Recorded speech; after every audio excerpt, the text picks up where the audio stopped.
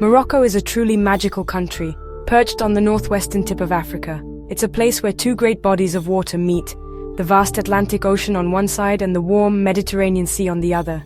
This unique position has made it a crossroads of cultures for thousands of years, linking Africa with Europe through the narrow Strait of Gibraltar.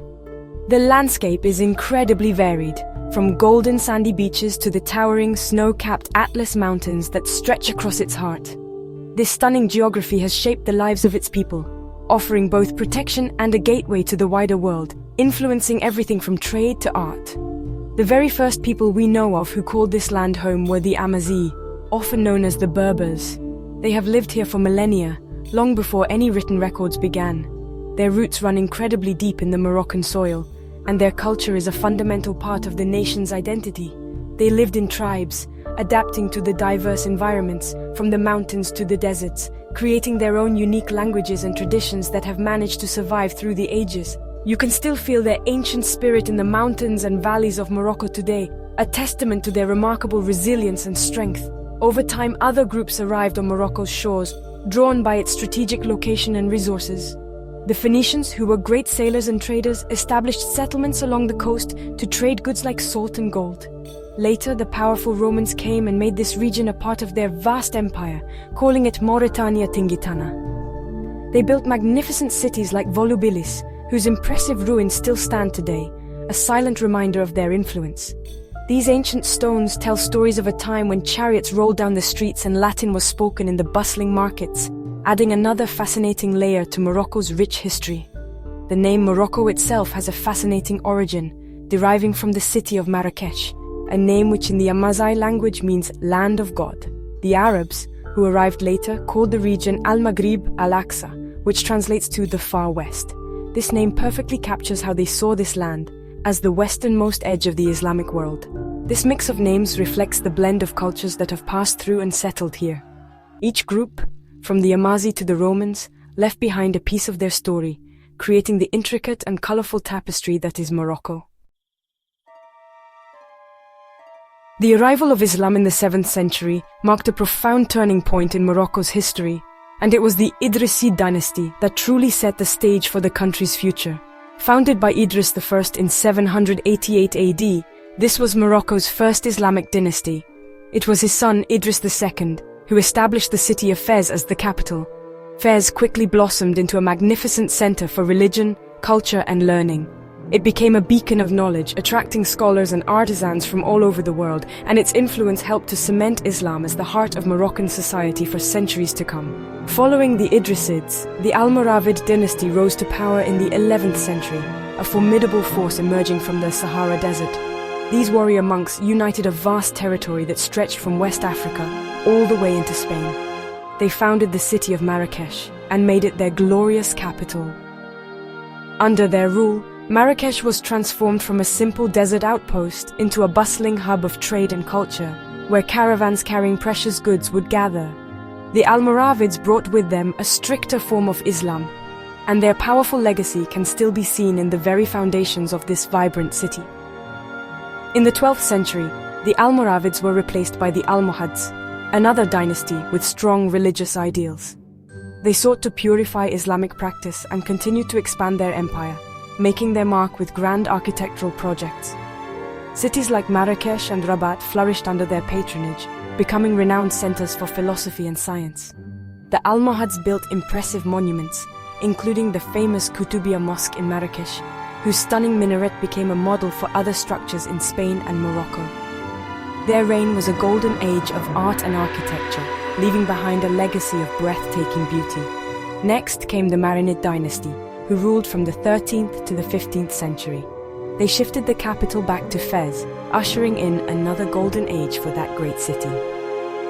The Marinids are best remembered for their dedication to education and their exquisite architectural style. They built numerous madrasas, or Islamic schools, often decorated with incredibly detailed tilework, carved stucco, and beautiful woodwork. These stunning buildings were not just places of learning, but also masterpieces of art that helped to shape Morocco's distinct cultural and artistic identity, an identity that continues to enchant visitors to this day. After the great dynasties, Morocco entered a period where it had to defend itself against growing European ambitions. The Saadian dynasty, who claimed descent from the Prophet Muhammad, rose in the 16th century and successfully fought off attempts by the Portuguese and the Ottoman Empire to conquer their land. They made Marrakesh their capital once more and amassed great wealth, which they used to build spectacular monuments like the El Badi Palace. Although much of the palace is in ruins today, its sheer scale gives you a sense of the power and prestige the Saadians commanded during their prosperous reign. The Alawite dynasty, the very same family that rules Morocco today, came to power in the mid-17th century. They succeeded in unifying the country and establishing the borders that are largely recognized in the present day. One of their most famous rulers, Sultan Moulay Ismail, was a powerful and sometimes fearsome leader who strengthened the kingdom's authority. He built a new imperial capital at Meknes and created a formidable army, ensuring Morocco remained a strong and independent nation at a time when many other countries were falling under foreign influence. His reign solidified the power of the Alawite line. However, by the early 20th century, internal struggles had weakened Morocco, and it could no longer resist the pressures from Europe. In 1912, the country was formally divided into protectorates under the Treaty of Fez. France took control of the central and most resource-rich part of the country, while Spain was given control over the northern and southern coastal regions. This was a difficult time for the Moroccan people, as their land and resources were exploited by foreign powers. The Sultan remained, but his power was greatly diminished, and the country was effectively governed by colonial administrators. The colonial period sparked a strong desire for freedom among the Moroccan people. A powerful nationalist movement began to grow, demanding the return of their country's sovereignty. Led by figures like Sultan Mohammed V, who became a symbol of resistance, Moroccans from all walks of life united in their struggle for independence. After years of political negotiation and popular protest, their efforts finally paid off. On March 2, 1956, Morocco officially regained its independence from France, with the Spanish-controlled areas being returned shortly after. It was a moment of immense joy and pride, marking the birth of a new era. Following its hard-won independence, Morocco embarked on the journey of building a modern nation.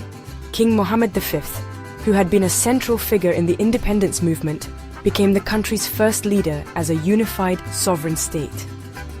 He laid the groundwork for a constitutional monarchy, a system of government that seeks to balance the traditional authority of the king with modern democratic principles. His vision was to create a stable and prosperous country that could take its rightful place on the world stage. And he initiated many reforms to help achieve that goal, setting Morocco on its present course. His son, King Hassan II, succeeded him and ruled for nearly 4 decades. His reign was a complex period of significant economic development and infrastructure projects, but also one of political tension. He continued the work of modernizing the country, overseeing the construction of dams, ports, and highways that are still vital today.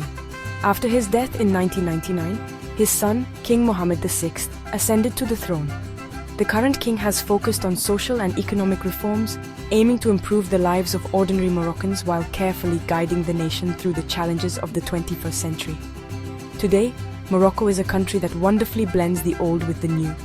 In cities like Casablanca, you can see modern skyscrapers and trams, while just a short journey away, in the ancient Medinas of Fez or Marrakesh, life continues much as it has for centuries. The country's culture is a vibrant mix of Arab, Amazi, African, and European influences. You can see it in the architecture, hear it in the music, and taste it in the delicious food, from a savory tagine to a sweet glass of mint tea. This diversity is what makes Morocco so incredibly captivating. The historical legacy of Morocco is everywhere you look. It is preserved in the Roman ruins of Volubilis, the magnificent mosques and madrasas of the great dynasties, and the sun-baked kasbahs of the desert. Islam remains the central pillar of the culture, beautifully woven together with ancient Amazigh traditions. This rich heritage is not just a thing of the past. It is a living, breathing part of daily life, celebrated in colorful festivals, intricate craftsmanship, and the warm hospitality of its people. Morocco's story is a rich tapestry, and it continues to be woven with every passing day.